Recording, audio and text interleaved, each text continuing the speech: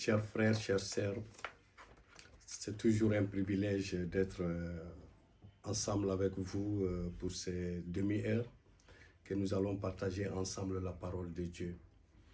Aujourd'hui, nous allons parler sur le mariage, c'est-à-dire la clé du mariage. Alors, qu'est-ce qu'une clé? Et qu'est-ce qu'une clé sert? La clé sert à ouvrir et à fermer. Donc, le mariage est fondé sur cette clé, c'est-à-dire que tu ouvres et tu fermes.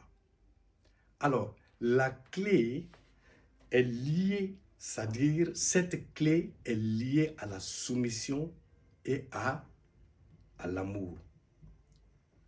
Donc, Dieu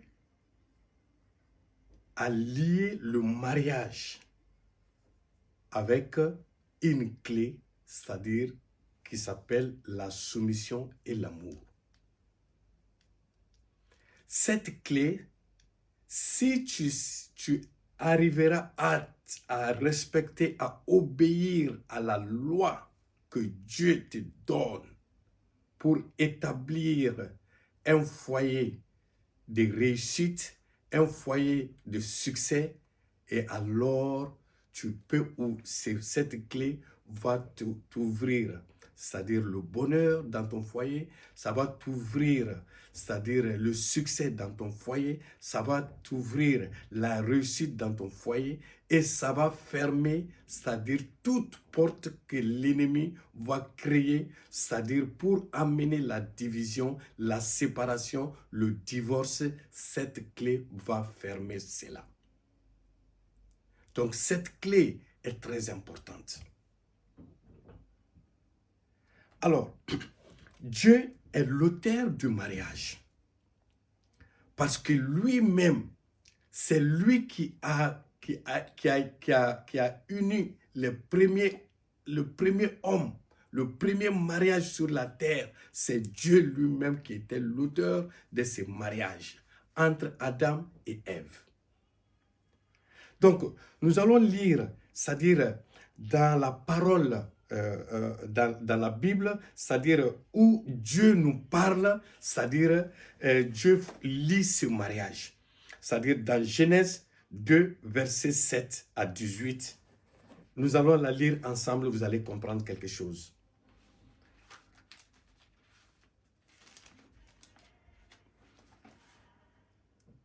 Alors, Genèse 2, verset 7.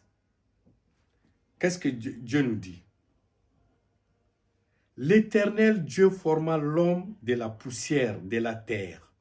Il souffla dans ses narines un souffle de vie et l'homme devint un être vivant. Au verset 18, il dit, l'Éternel Dieu dit, il n'est pas bon que l'homme soit seul. Je lui ferai une aide semblable à lui. Alors le verset 21 au verset 24. Alors l'Éternel Dieu fit tomber un profond sommeil sur l'homme qui s'endormit. Il prit une de ses côtes et le referma la chair à sa place. L'Éternel Dieu forma une femme de la côte qu'il avait prise de l'homme et qu'il la mena vers l'homme. Voyez, là, Dieu amena, parce que Dieu a vu que l'homme n'était pas bon qu'il reste seul. Ça, c'est le but de Dieu. Il a vu que l'homme qu'il a créé, l'homme qu'il a formé de la terre, de la poussière, cet homme-là, il n'était pas bon qu'il vît sur la terre seul. C'est pourquoi il forma, c'est-à-dire Ève, c'est-à-dire avec le côte, c'est-à-dire d'Adam. Et Dieu dit, et la parole dit que Dieu, du côte, et Dieu amena vers la femme, vers l'homme. Et qu'est-ce que l'homme va dire quand il va voir, quand il va voir la femme là, c'est-à-dire que Dieu va l'amener. Écoutez, dans le verset 23, il dit, « Et l'homme dit, voici cette fois-ci, celle qui est os de mes os et chair de ma chair, et on l'appellera femme parce qu'elle a été prise de l'homme.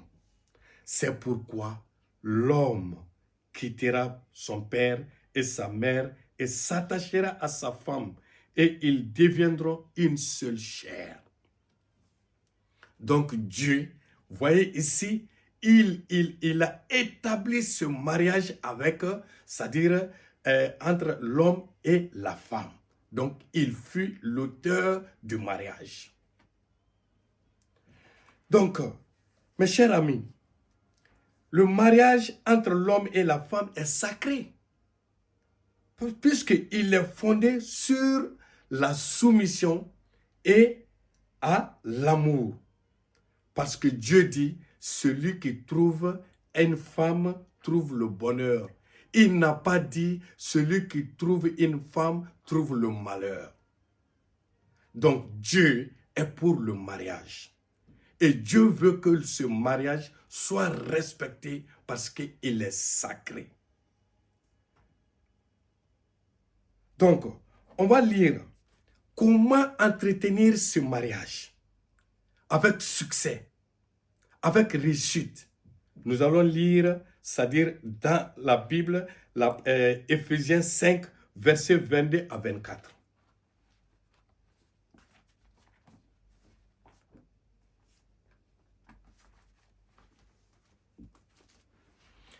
Éphésiens 5, versets 22 à 24. Alors, qu'est-ce que l'Éternel dit à la femme? Alors, femmes, soyez soumises à votre mari comme au Seigneur.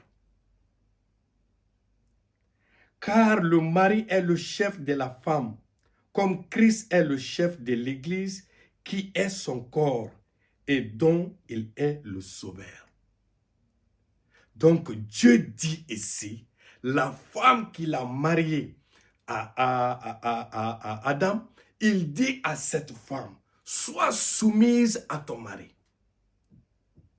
Sois soumise. Et cette femme s'est soumise à obéir à la parole de Dieu.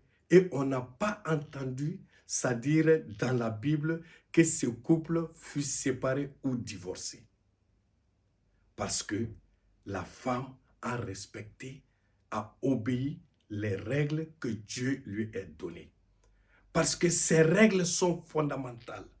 Si tu la sautes, si tu ne l'appliques pas, alors tu peux prendre ton mariage avec ton moyen à bord que toi-même tu as créé, qui est différent de celle de Dieu.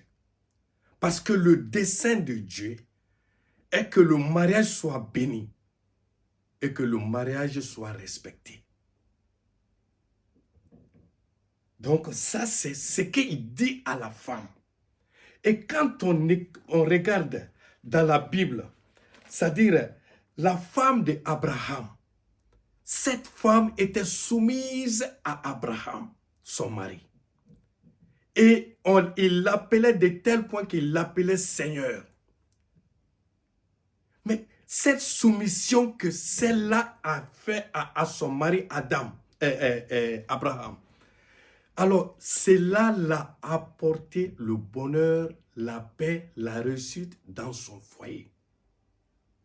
De tel point que cette femme, malgré son âge avancé, elle gardait toujours sa beauté parce qu'elle fut obéissante à Dieu, à la parole de Dieu. Elle s'est soumise à Abraham. Et la Bible nous dit que oui, toutes les paroles que nous devons donner comme conseil à un couple, on dit la femme Sarah, la femme d'Abraham, elle fut soumise à Abraham. Imagine, Sarah avait 90 ans et Abraham avait 100 ans. Mais ce couple comme ils ont respecté les règles de Dieu, alors la soumission là a été la clé pour Sarah, pour que tout ce que Sarah a demandé à Dieu, Dieu l'a fait. À 90 ans, cette femme tombe enceinte et elle enfanta un enfant avec un homme qui a 100 ans parce que Dieu les avait promis cela. Est-ce que ma soeur, mon frère, est-ce que vous allez écouter la parole de Dieu? La parole de Dieu ne te demande pas deux choses. Il te demande à toi, la femme, sois soumise. Respecte cela. Respecte cela. Obéis à la parole de Dieu uniquement et simplement, sans chercher le contour à cette parole que Dieu te dit. Sois soumise, parce qu'il sait pourquoi il te le dit de le faire. Et si tu le fais, tu ne regretteras jamais. Et si tu le fais, ton mari serait à ta disposition. Parce que Dieu, toi, tu as obéi à la parole de Dieu. Tu n'as pas obéi à la parole de la vie courante, c'est-à-dire du monde qui t'enseigne que oui, à ce 21e siècle, comment on peut se soumettre à un homme. Mais Dieu te l'a dit. Mais si tu sautes sur la parole de Dieu, que tu veux amener ton mariage à la réussite, à ta manière, alors les conséquences sont là. Moi, ma mère, elle fut soumise à son mari. Parce que, je vais vous dire pourquoi.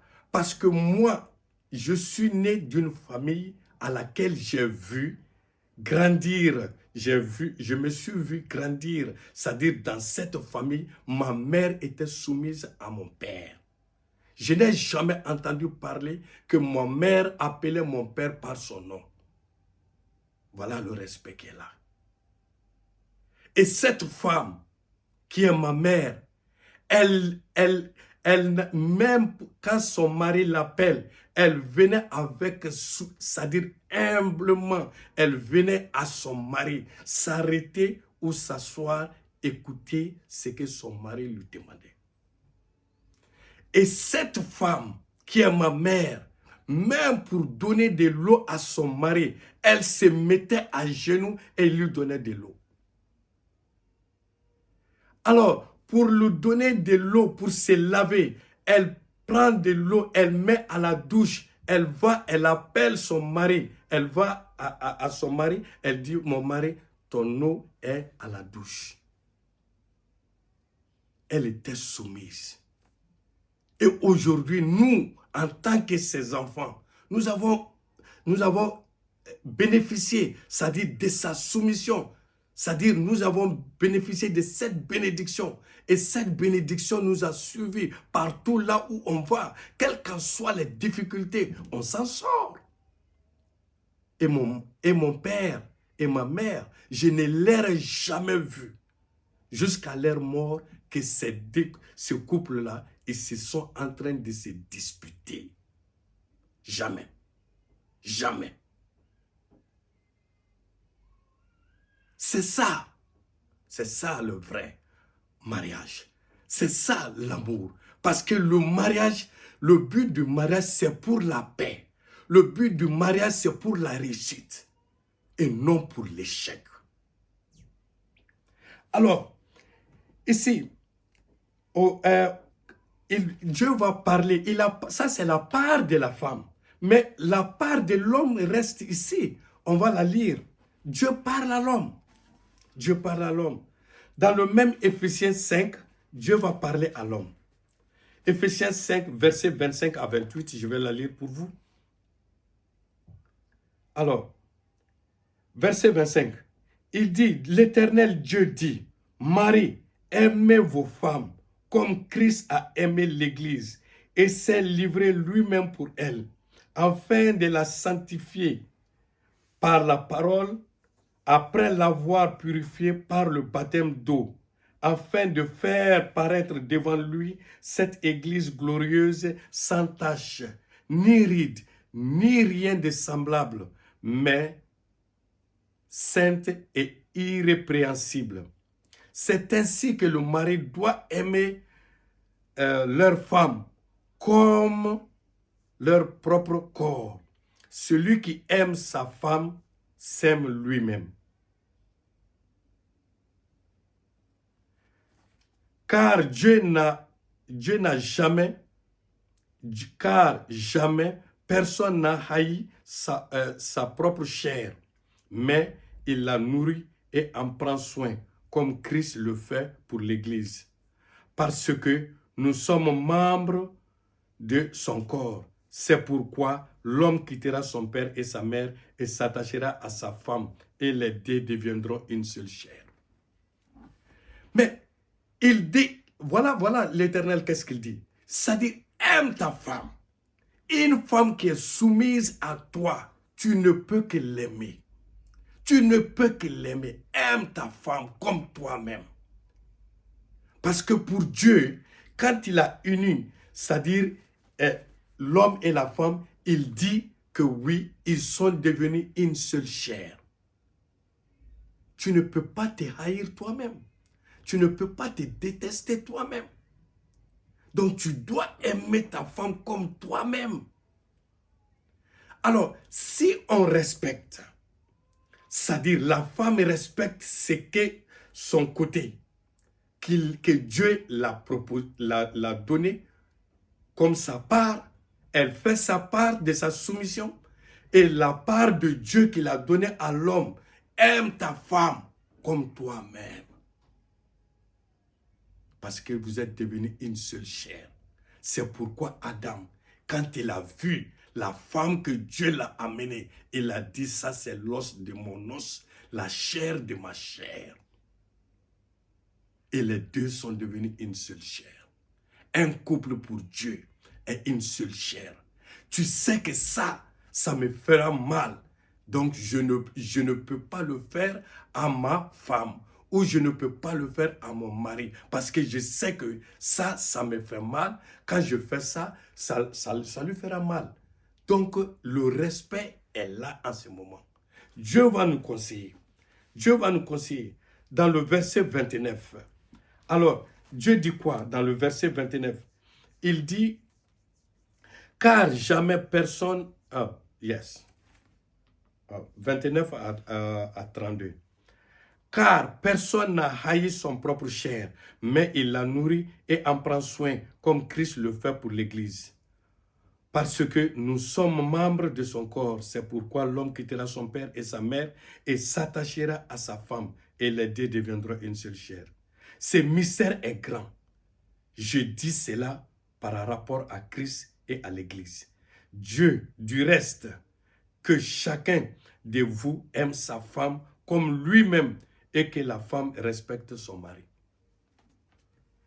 Mais avant de se mettre à prier, oh Dieu, sauve mon foyer.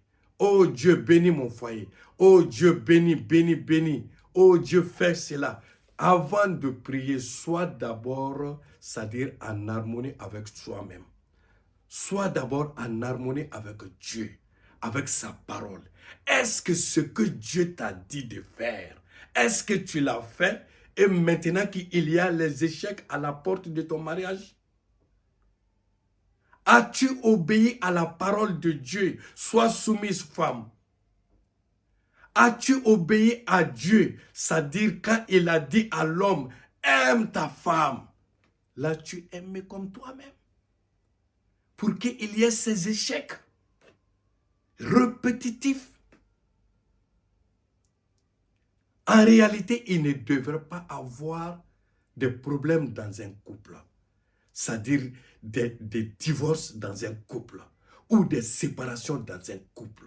Si on arrive à obéir à la parole de Dieu, ce qu'il nous a dit de faire, on l'a fait. Il ne peut pas avoir échec. Donc, nous avons cette clé pour fermer l'échec. Et nous avons cette clé pour ouvrir le bonheur pour nos foyers. Donc c'est très important. Avant de s'en prendre à quelqu'un d'autre, revois toi-même. Pourquoi ça ne marche pas? Est-ce que j'ai dû obéir à la parole de Dieu ou j'ai désobéi à la parole de Dieu? C'est ça qui me crée des problèmes. Aujourd'hui, on écoute les humains. On écoute ce que les gens nous disent. Les bureaux sont ouverts partout pour pouvoir consoler, c'est-à-dire les cœurs brisés. Et pourtant, ces cœurs-là n'avaient pas le droit d'être brisés. Si seulement on était obéissant à la parole de l'Éternel. Puisque la Bible qui est là, c'est le livre d'instruction pour notre vie sur la terre. Parce que le monde est plus pratique que le monde de Dieu. Parce que le monde a été pratique. Tu achètes un ordinateur. L'ordinateur est créé avec une manuel d'instruction. Donc, pour l'utiliser bien, il faut que tu lis la manuel d'instruction. Alors, pour vivre ta vie, toutes les solutions sont dans cette Bible, qui est la parole de Dieu. Quand ça ne va pas, ouvre, demande à Dieu pourquoi cela m'arrive-t-il. Et Dieu te donnera la solution. Et la solution est là ce matin pour toi et pour moi. Nous devons obéir à la parole de l'Éternel. Donc, ici, ce couple qui est un couple, alors un couple a les fruits. Les fruits qui viennent dans ce couple, ce sont les enfants. Même Dieu va pardonner, Dieu va conseiller les enfants comment ils doivent vivre. C'est-à-dire, on va la lire dans Éphésiens 6. Éphésiens 6, versets 1 à 3. Alors, l'Éternel dit, enfants, obéissez à vos parents selon le Seigneur, car cela est juste. Honore ton père et ta mère. C'est le premier commandement avec une promesse. La promesse, c'est quoi? Dans le verset 3, afin que tu sois heureux. Ça, c'est la promesse de Dieu. Et que tu vives longtemps sur la terre. C'est regrettable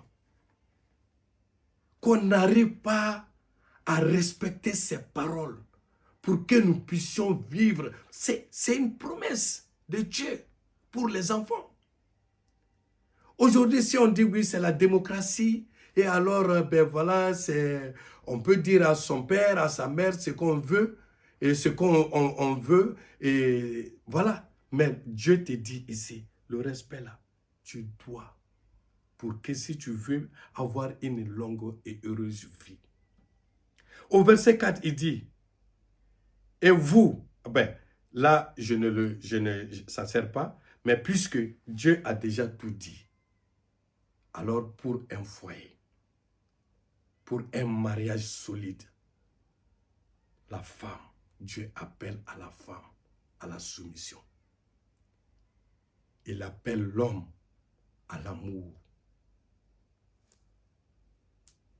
Il appelle les enfants qui vont naître dans ce mariage, dans ce foyer. Il appelle à l'obéissance. Honore ton père et ta mère. Cela te donnera une longue et heureuse vie sur la terre. C'est Dieu qui donne ça comme promesse aux enfants. Donc, chers amis, et je vais en finir. Mais, femme, si tu obéis à la parole de Dieu, ton Père, il n'y aura jamais de larmes, de cris, de détresse ou de divorce. Marie, si tu aimes ta femme comme toi-même, il n'y aura pas de cris, il n'y aura pas de désespoir, il n'y aura pas de l'amertume, il n'y aura pas de haine, puisque la haine ne peut pas avoir sa place quand il y a l'amour. Il ne peut pas avoir le divorce. Dieu est l'auteur du mariage. Et le diable est l'auteur du divorce. Puisque si tu n'obéis pas à Dieu, tu vas obéir à d'autres. Que Dieu vous bénisse. Dans le précieux nom de Jésus. Amen.